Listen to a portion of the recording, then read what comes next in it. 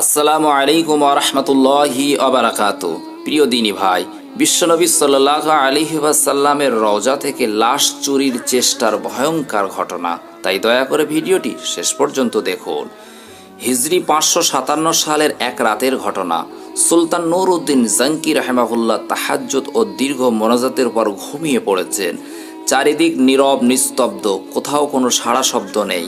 এমতো অবস্থায় হঠাৎ তিনি স্বপ্নে দেখলেন স্বয়ং রাসূলুল্লাহ সাল্লাল্লাহু আলাইহি ওয়াসাল্লাম তার কামরায় উপস্থিত। তিনি কোনো ভূমিকা ছাড়াই দুইজন নীল চক্ষু বিশিষ্ট লোকের দিকে ইঙ্গিত করে বললেন, নুরউদ্দিন, এরা আমাকে বিরক্ত করছে। এই ভয়াবহ স্বপ্ন দেখে নুরউদ্দিন জঙ্কি রাহিমাহুল্লাহ অত্যন্ত ভীত হয়ে ঘুম থেকে জাগ্রত হলেন এবং কিংকর্তব্য বিমুখ হয়ে গোটা কক্ষমায় পায়চারি করতে লাগলেন। সাথে সাথে তার মাথায় বিভিন্ন প্রকার চিন্তা ঘুরপাক খেতে লাগলো।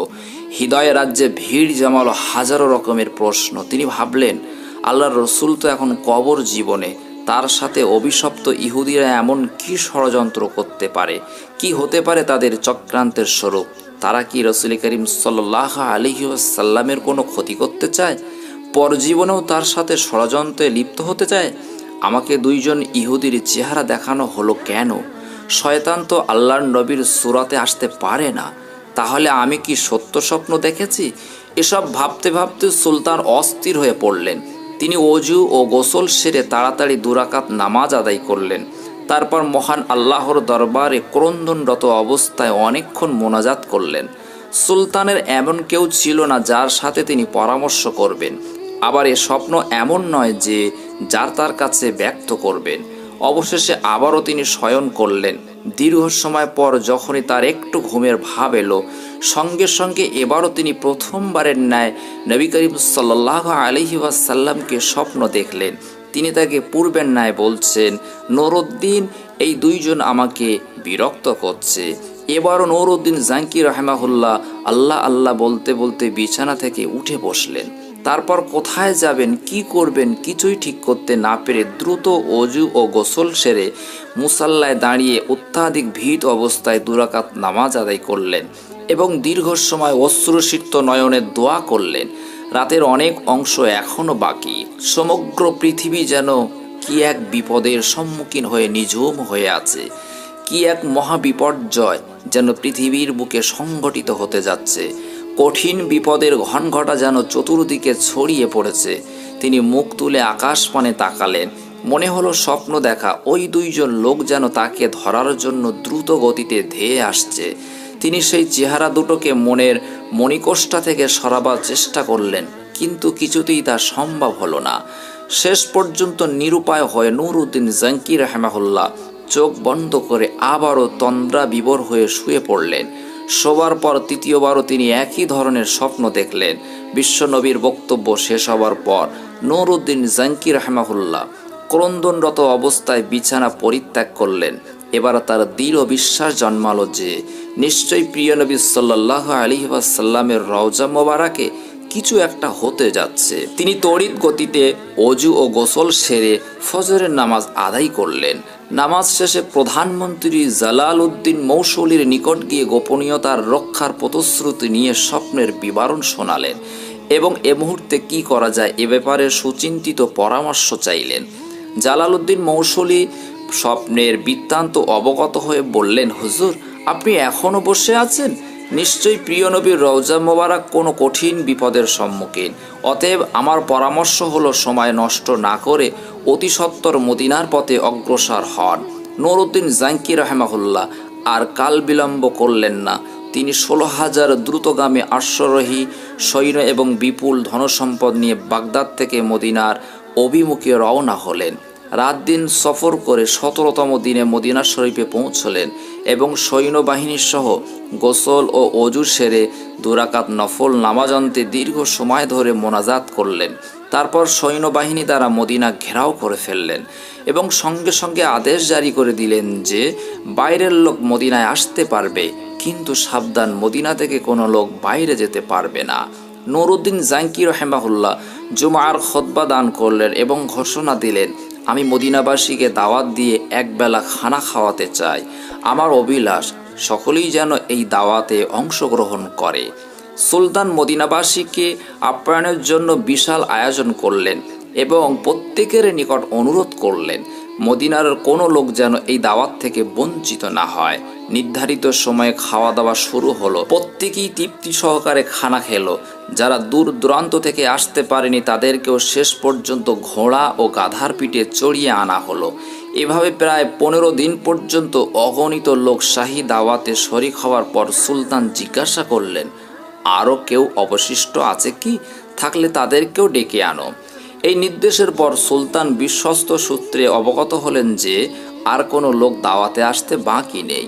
একথা শুনে তিনি সীমাহীন অস্থির হয়ে পড়লেন, চিন্তার সাগরে হারিয়ে গেলেন। তিনি ভাবলেন, যদি আর কোনো লোক দাওয়াতে শরিক হতে বাকি না থাকে তাহলে সেই অভিশপ্ত লোক দুজন কোথায় গেল? আমি তো দাওয়াতে শরিক হওয়া প্রতিটি লোককে অত্যন্ত গভীরভাবে পর্যবেক্ষণ করেছি, কিন্তু কারো চেহারা তো স্বপ্ন দেখা লোক দুটোর চেহারার সাথে মিলল না। তাহলে কি আমার মিশন ব্যর্থ হবে? আমি কি ওই কুচক্রী লোক দুটোকে গ্রেপ্তার করে দৃষ্টান্তমূলক শাস্তি দিতে সক্ষম হব না? এসব চিন্তায় বেশ কিছুক্ষণ তিনি ডুবে রইলেন। তারপর আবারও তিনি নতুন করে ঘোষণা করলেন, আমার দৃঢ় বিশ্বাস মদিনার সকল লোকের দাওয়াত খাওয়া এখনও শেষ হয়নি। অতএব সবাইকে আবারও অনুরোধ করা যাচ্ছে, যারা এখনও আসেনি তাদেরকে যেন অনুসন্ধান করে দাওয়াতে শরিক করা হয়। একথা শ্রবণে মদিনাবাসী সকলেই এক বাক্যে বলে উঠল, হুজুর, মদিনার আশেপাশে এমন কোনো লোক বাকি নেই যারা আপনার দাওয়াতে অংশগ্রহণ করেনি। তখন নুরউদ্দিন জাঙ্কি রাহিমাহুল্লাহ বলিষ্ঠ কণ্ঠে বললেন, আমি যা বলছি ঠিকই বলছি, আপনারা ভালোভাবে অনুসন্ধান করুন। সুলতানের এই দৃঢ়তা দেখে লক্ষাধিক জনতার মধ্য থেকে এক ব্যক্তি হঠাৎ করে বলে উঠল, হুজুর, আমার জানামতে দুজন লোক সম্ভবত এখনও বাকি আছে। তারা আল্লাহওয়ালা বুজুর্গী মানুষ, জীবনে কখনো কারো কাছ থেকে হাদিয়া বা তৌফা গ্রহণ করেন না, এমনকি কারো দাওয়াতে শরিকও হন না। তারা নিজেরাই লোকদেরকে অনেক দান খয়রাত করে থাকেন। নীরবতাই তারা অধিক পছন্দ করে। লোক সমাজে উপস্থিত হওয়া মোটেও ভালোবাসেন না। লোকটির বক্তব্য শুনে সুলতানের চেহারায় একটি বিদ্যুৎ চমক খেয়ে গেল। তিনি কাল বিলম্ব না করে কয়েকজন লোক সহকারে ওই লোক দুটোর আবাসস্থলে উপস্থিত হলেন। তিনি দেখলেন, এ তো সেই দুইজন যাদেরকে স্বপ্নে দেখানো হয়েছিল। তাদেরকে দেখে সুলতানের দুচোখ রক্তবর্ণ ধারণ করল। তিনি জিজ্ঞাসা করলেন, কে তোমরা? কোথা থেকে এসেছ? তোমরা সুলতানের দাওয়াতে শরিক হলে না কেন? লোক দুটো নিজের পরিচয় গোপন করে বলল, আমরা মুসাফির, হজের উদ্দেশ্যে এসেছিলাম। হজ কার্য সমাধা করে জিয়ারাতের নিয়তে রওজা শরীফে এসেছি, কিন্তু প্রিয় নবী সাল্লাল্লাহু আলাইহি ওয়াসাল্লামের প্রেমে আত্মহারা হয়ে ফিরে যেতে মন চাইল না। তাই বাকি জীবন রওজার পাশে কাটিয়ে দেওয়ার নিয়তেই এখানে রয়ে গেছি। আমরা কারো দাওয়াত গ্রহণ করি না। এক আল্লাহর উপরই আমাদের পূর্ণ আস্থা। আমরা তারই উপর নির্ভরশীল। ইবাদত ও পরকালের চিন্তায় বিভোর থাকাই আমাদের কাজ। কোরআন পাক তেলাওয়াত, নফল নামাজ ও ওজিফা পাঠিয়ে আমাদের সময় শেষ হয়ে যায়। সুতরাং দাওয়াত খাওয়ার সময়টা কোথায়? উপস্থিত জনগণ তাদের পক্ষ হয়ে বলল যে, হুজুর, এরা দীর্ঘদিন যাবৎ এখানে অবস্থান করছে। এদের মতো ভালো লোক আর হয় না। সবসময় দরিদ্র ও এতিম অসহায় লোকদের প্রচুর পরিমাণে সাহায্য করে। তাদের দানের উপর অর্থ লোকদের প্রচুর পরিমাণে জীবিকা নির্বাহ হয়। নুরউদ্দিন জাঙ্কি রাহিমাহুল্লাহ লোকদের কথা শুনে লোক দুটোর প্রতি পুনরায় গভীর দৃষ্টিতে তাকালেন। অত্যন্ত সূক্ষ্মভাবে তাদের পা থেকে মাথা পর্যন্ত পর্যবেক্ষণ করলেন। এতে আবারও তিনি নিশ্চিন্তিত হলেন, এরা তারাই যাদেরকে তিনি স্বপ্নে দেখেছিলেন। এবার সুলতান গম্ভীর স্বরে তাদেরকে বললেন, সত্য কথা বলো, তোমরা কে, কেন, কি উদ্দেশ্যে এখানে থাকছ? এবারও তারা পূর্বের কথা পুনরাবৃত্তি করে বলল, আমরা পশ্চিম দেশ থেকে পবিত্র হজ পালনের জন্য এখানে এসেছি। মহানবী সাল্লাল্লাহু আলাইহি ওয়াসাল্লামের নৈকট্য লাভই আমাদের একমাত্র লক্ষ্য। এই উদ্দেশ্যেই আমরা এখানে অবস্থান করছি। সুলতান এবার কারো কথায় কান না দিয়ে তাদেরকে সেখানে আটক রাখার নির্দেশ দিলেন। অতঃপর স্বয়ং তাদের থাকার জায়গায় গিয়ে খুব ভালো করে অনুসন্ধান চালালেন।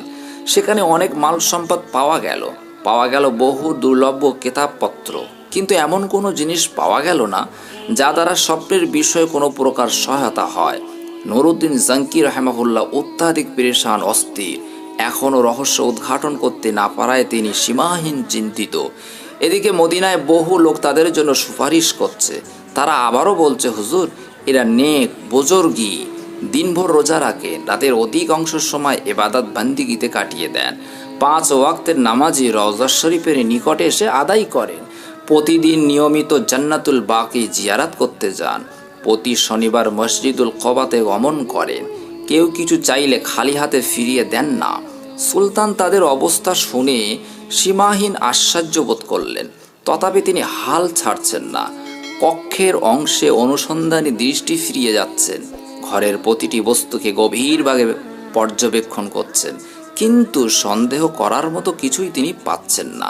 নুরউদ্দিন জাঙ্কি রাহমাহুল্লাহ এক পর্যায়ে সঙ্গীদের বললেন, আচ্ছা, তাদের নামাজের মুসাল্লাটা একটু ওঠাও দেখি। সঙ্গীরা নির্দেশ পালন করলো। নামাজের মুসাল্লাটি বিছানা ছিল একটি চাটাইয়ের উপর। সুলতান আবার নির্দেশ দিলেন, চাটাইটিও সরিয়ে ফেলো। চাটাই সরানোর পর দেখা গেল একখানা বিশাল পাথর। সুলতানের নির্দেশে তাও সরানো হলো। এবার পাওয়া গেল এমন একটি সুড়ঙ্গ পথ যা বহুদূর পর্যন্ত চলে গেছে, এমনকি তা পৌঁছে গেছে রওজা শরীফের অতি সন্নিকটে। এ দৃশ্য অবলোকন করা মাত্র নুরউদ্দিন জাঙ্কি রাহমাহুল্লাহ বিজলি আহাতের ন্যায় চমকে উঠলেন। অস্থিরতার কালো মেঘ ছেয়ে যায় তার সমস্ত হৃদয় আকাশে, ক্রোধে লাল হয়ে যায় গোটা মুখমণ্ডল। অবশেষে লোক দুটোকে লক্ষ্য করে ক্ষুব্ধ সিংহের ন্যায় গর্জন করে ঝাঁঝালো কণ্ঠে বললেন, তোমরা পরিষ্কার ভাষায় সত্যি কথাটা খুলে বলো, নইলে এক্ষুনি তোমাদের যন্ত্রণাদায়ক শাস্তির সম্মুখীন হতে হবে। বলো, তোমরা কে? তোমাদের আসল পরিচয় কি? কারা কি উদ্দেশ্যে তোমাদেরকে এখানে পাঠিয়েছে? সুলতানের কথায় তারা ঘাবড়ে গেল।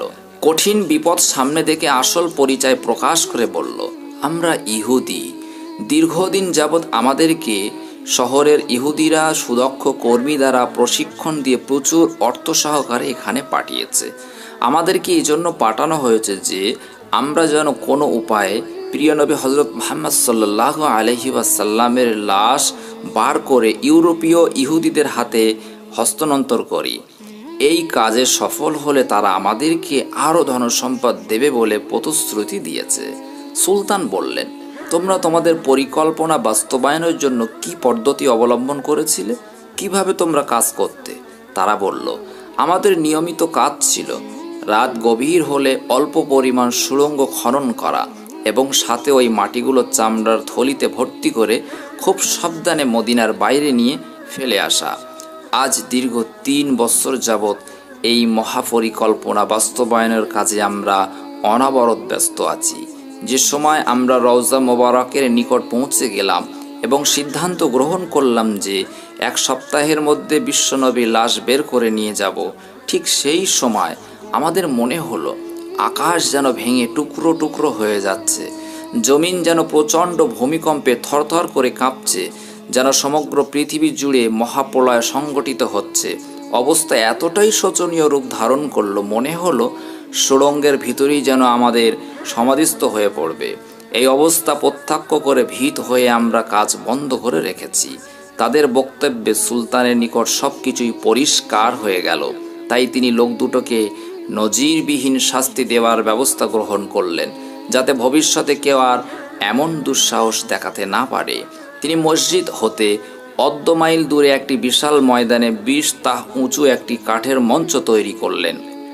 সাথে সাথে সংবাদ পাঠিয়ে মদিনা ও মদিনার আশেপাশের লোকদেরকে উক্ত ময়দানে হাজির হওয়ার নির্দেশ প্রদান করলেন।